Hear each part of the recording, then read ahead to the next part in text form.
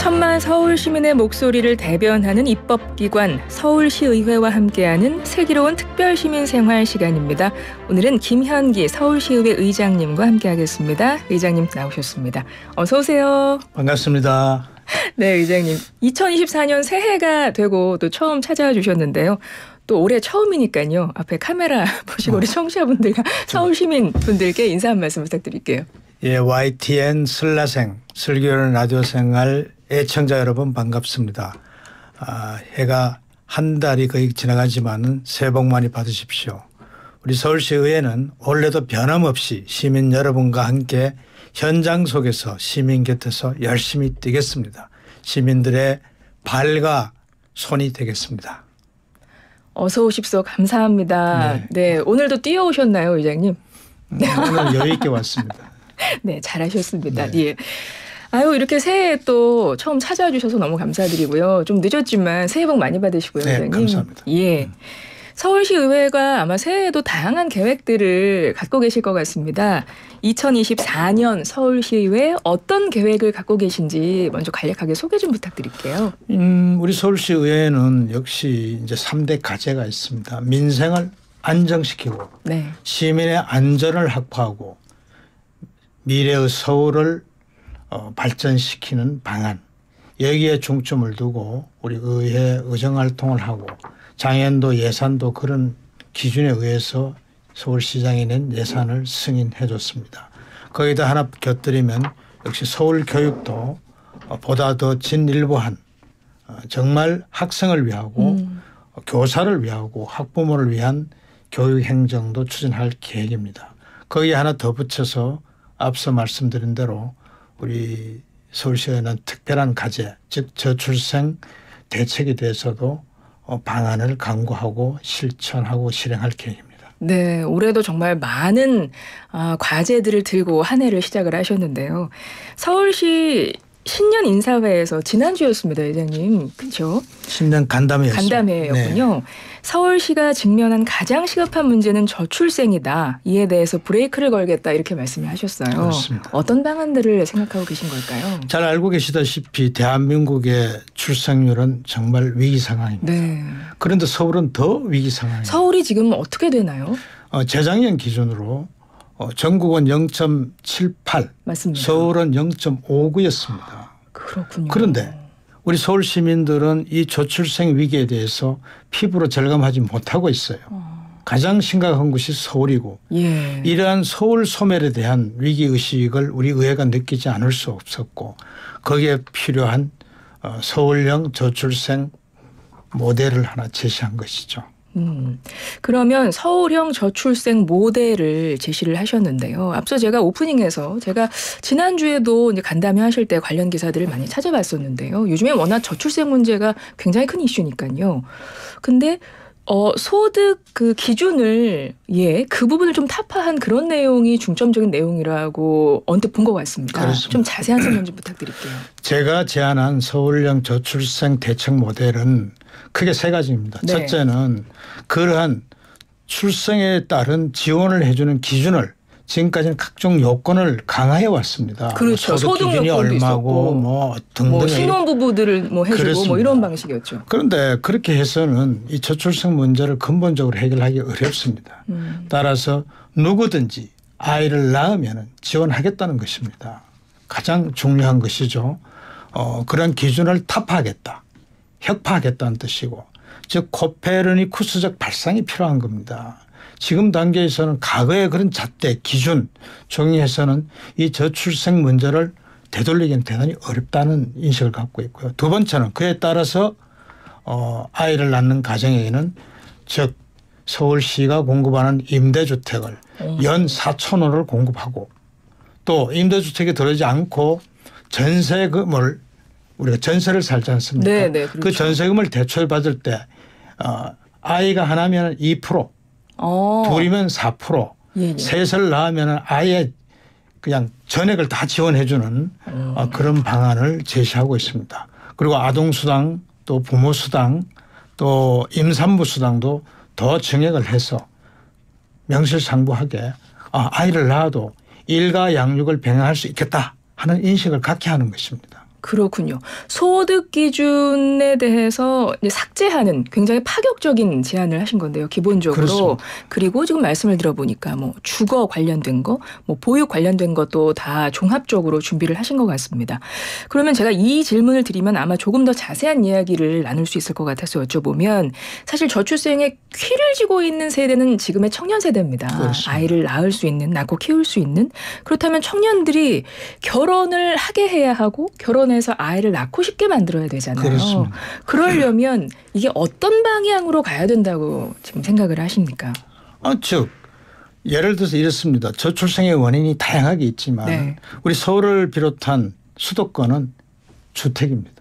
주거 문제. 주거의 문제가 가장 심각하고 지방 같은 경우는 주거보다는 일자리가 더 심각하겠죠. 네. 따라서 우리 서울 같은 경우는 이 주거 문제 지금 부동산 가격이 폭등해서 신혼부부 또 그 젊은 세대들이 결혼을 해도 내가 무슨 주택을 마련할 그런 어떤 기대치 희망치가 그렇죠. 없습니다. 네. 따라서 우리가 공공에서 결혼하고 아이를 낳으면은 주택을 공급해 주자. 즉 주거 문제를 해결해 주자는 것입니다. 이것이 가장 중요하고요. 그 주거 문제를 해결하는데 지금까지는 각종 제한 규정을 뒀지만 이 제한 규정을 파기하자. 아예 없애버리자. 이렇게 말씀을 드린 것입니다. 가령 예를 들어서 젊은 세대가 맞벌이 부부를 하고 있습니다. 그분 두 분의 소득을 합치면은 서울시가 정한 국가가 정한 기준을 다 초과합니다. 그러니까 지원을 받을 수가 없어요. 대상자가 안 되는군요. 안 되는 것이죠. 그래서 아이를 낳으면은 소득에 관계없이 즉 좀 표현이 좀 거칠지만 부자와 가난한 자에 관계없이 출생하면은 지원하자. 네, 어떻게 네. 주택을 공급해 주자. 근데 주택을 다 공급을 못하니까 다 임대주택 살려고 하는 것은 아니지 않습니까? 그래서 자기가 전세금을 대출받아서 전세로 살 경우에는 그 전세금 대출 이자를 지원해 주자.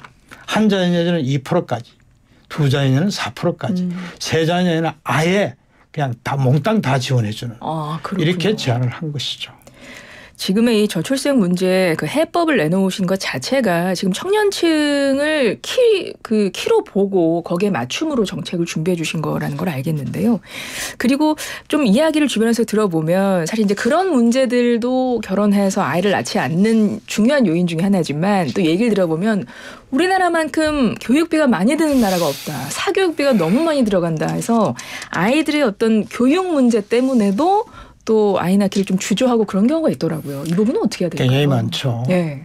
뭐 맞벌이 부부가 열심히 벌어서 전세 그 대출금 내고 또 아이들 학원비 부담하고 나면 거의 남는 것이 없는 그렇죠. 이런 지극히 모순적인 상황이 벌어지고 있습니다. 그 문제의 중심에는 바로 공교육에 대한 불신이 있어서 그렇습니다. 그래서 사교육비가 많이 들어갈 수밖에 없고 그 공교육에 대한 불신은 뭐냐면은 내 아이, 내 자녀의 기초학력이 어느 정도 알 수가 없습니다. 문재인 정부 이후에 학교 현장에서는 아이들의 학력 평가를 하지 않습니다. 그러니까 내 아이의 수준을 모르니까 아이를 키우는 학부모들은 사교육에 의존할 수밖에 없고 사교육 기관에서는 우리 아이의 학력 수준 이런 걸 다 알려주지 않습니까? 그래서 점점 악순환이 계속되는 것이죠. 따라서 이 공교육 정상화는 바로 저출생을 해결하는 방법의 하나입니다. 그래서 우리 서울시 의회가 기초학력 평가를 하기 위해서 부단한 노력을 했고 작년에 마침내 서울형 기초학력 평가 시스템을 만들어서 250여 학교에 4만 5천 명의 학생을 평가했습니다. 그리고 올해도 약 15억 원을 들여서 가급적이면 전수평가를 추진할 계획입니다. 그렇군요. 공교육의 정상화를 통해서 사교육비를 줄이는 그런 그렇습니다. 방향으로 지금 잡고 계신 거네요. 그렇습니다. 의사가 환자를 치료할 때 진단을 먼저 잘 해야 되겠죠. 그렇죠. 거기에 따른 처방이 필요합니다. 그런데 우리 서울교육은 아이들의 기초학력 평가를 전혀 하지 않고 계속 처방만 내리고 있습니다. 모순됐죠. 이것을 우리 서울시 의회가 해결하고 거기에 따른 저출생 문제도 더불어서 해소한다. 하는 이런 계획을 갖고 있습니다. 맞습니다. 지금 말씀하신 것처럼 교육 문제도 이 저출생의 그 원인 중에 정말 중요한 부분이라는 생각이 드네요. 대단히 중요합니다. 그러니까요. 서울 같은 경우는 작년에 전국 경제인협에서 발표한 통계를 보면 1인당 사교육비가 월 70만 원 들어가고 있습니다.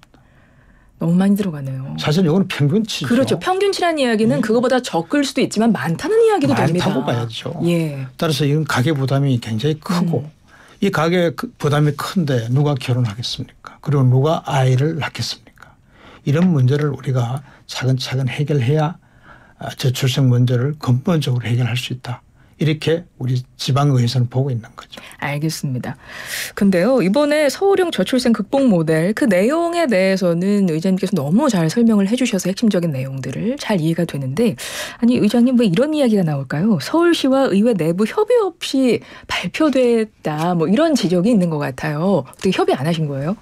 아니 서울시의회 의장이 서울시의회가 출범하고 33년 만에 처음으로 신년 기자 간담회를 했습니다. 네. 이것도 획기적이지만은 의장이 기자 간담회를 하면서 사전에 서울시하고 협의할 필요는 없죠. 그리고 충분히 사전에 공유는 했습니다. 제가 제안을 하는 것이고요.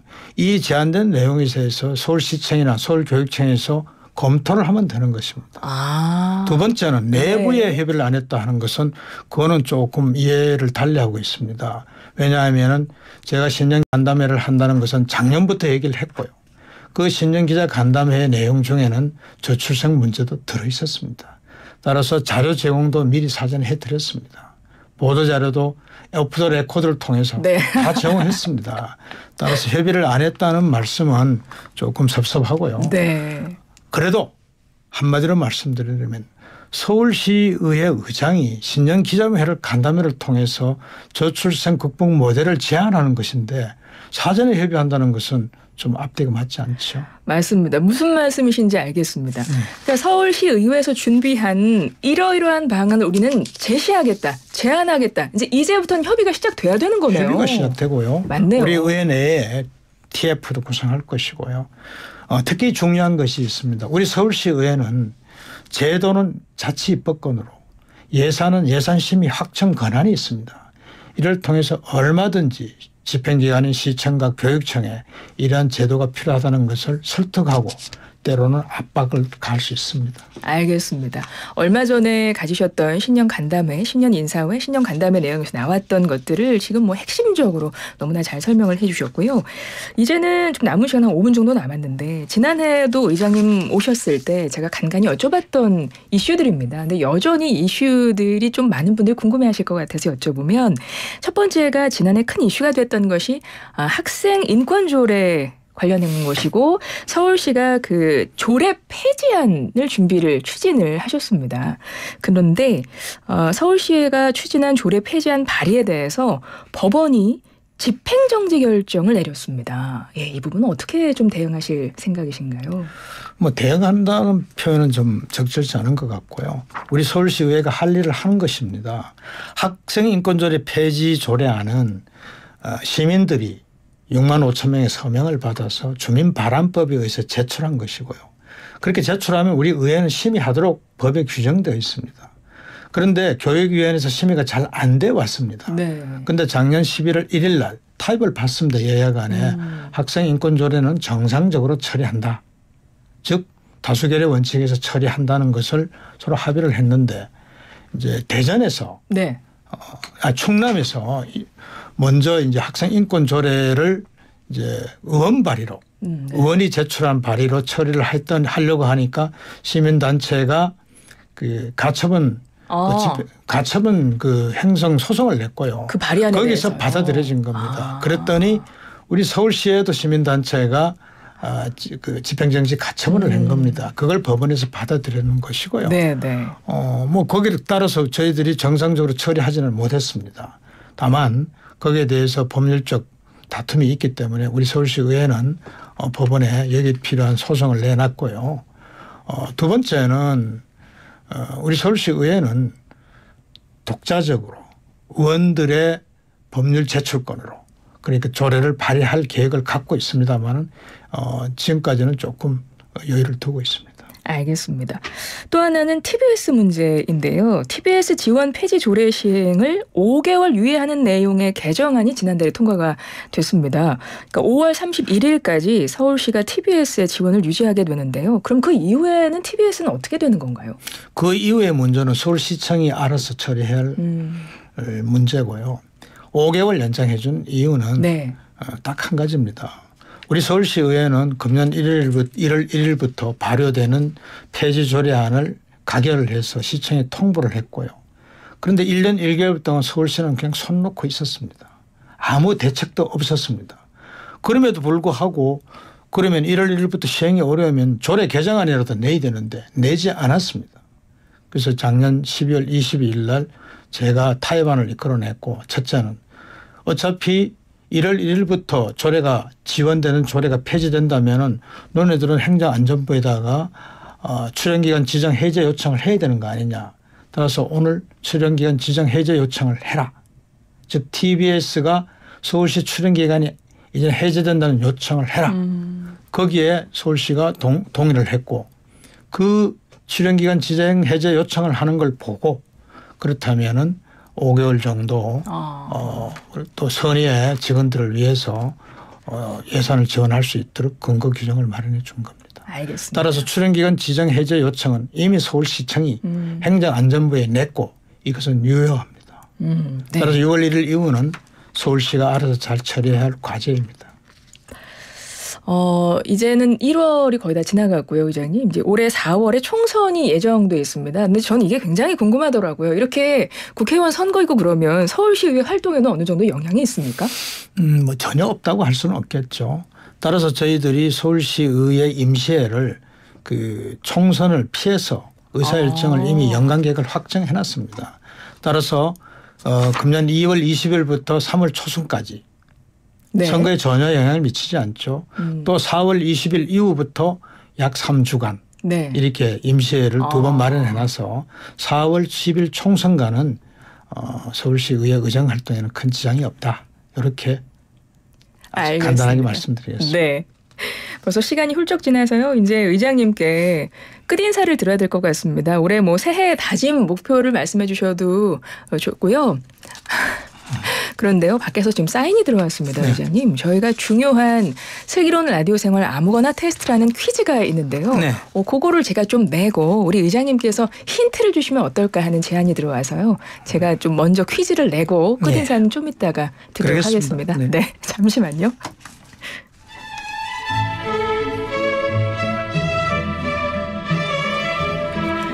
안녕하세요.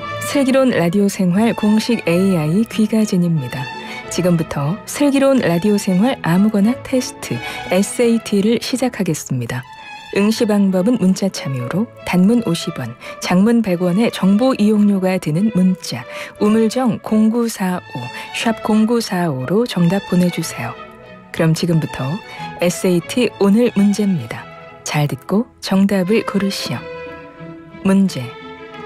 오늘 김현기 서울시의회 의장과 2024년 서울시의회의 비전에 대해 들어봤습니다. 0.5명대 출산율의 서울형 저출생 극복 모델을 설명했는데요. 김현기 의장은 신년사를 통해 이 사자성어를 언급했습니다. 시민이 근심거리를 먼저 의회가 고민한다는 의미를 담아 땡땡땡땡이라고 말했는데요. 다른 사람보다 먼저 근심하고 즐길 것은 다른 사람보다 나중에 즐긴다는 뜻의 이 사자성어는 무엇일까요? 1번 희로애락, 2번 오비이락, 3번 선우후락, 4번 머리카락. 1번 희로애락, 2번 오비이락, 3번 선우후락, 4번 머리카락. 정답은 휴대전화 단문 50원, 장문 100원의 유료 문자 우물정 0945, 샵 0945로 보내주세요. 이상으로 SAT 출제를 마칩니다. 네, 의장님 저희가 SAT 요즘 귀가진이라고 이렇게 퀴즈만 내주는 AI가 따로 있습니다. Yeah. 잠깐 문제만 내고 얼른 귀가했고요. 오늘은 이제 힌트를 내주시면 되는데 원래 보기에는 청취자들에게 저희가 추천하는 점심 메뉴가 들어갔거든요. 근데 오늘은 사자성어여서 저희가 보기에 내지를 못해서 오늘 의장님께 요걸 좀 여쭤봐야 되겠습니다. 오늘 혹시 점심으로 뭘 드실 건지 점심 메뉴 하나만 추천해 주세요, 의장님. 좀 날씨도 춥고 하니까 칼국수를 먹고 싶습니다. 칼국수 좋습니다. 네. 칼국수 여러분 오늘 칼국수 의장님께서 추천하셨습니다. 너무 좋을 것 같습니다. 혹시 이렇게 문제 퀴즈 같은데 힌트 같은 거 내본 적 있으세요, 의장님? 뭐 이렇게 모임에 가서는 네. 한 적이 있습니다. 그러십니까? 네. 방송에서는 한 적이 없습니다. 방송에서 한번 처음 해보시면 어떨까요? 예. 정답은 안 되고요. 힌트 많은 분들이 정답을 맞히실 수 있게 힌트를 내주시면 좋겠습니다. 이 사자성어는 무엇일까요? 그러니까 먼저 걱정하고 네. 우리 의회가 나중에 시민들이 즐거워하는 걸 보면서 같이 기쁨을 나눈다 그런 뜻이거든요. 네. 뭐 그렇게 정도 말씀드리면 바로 답을 찾을 것 같습니다. 알겠습니다. 여러분 좀 한자 좀 아시죠? 청취자분들 우리 슬라생 청취자분들은요. 네. 수준이 높으셔가지고 아마 아실 겁니다.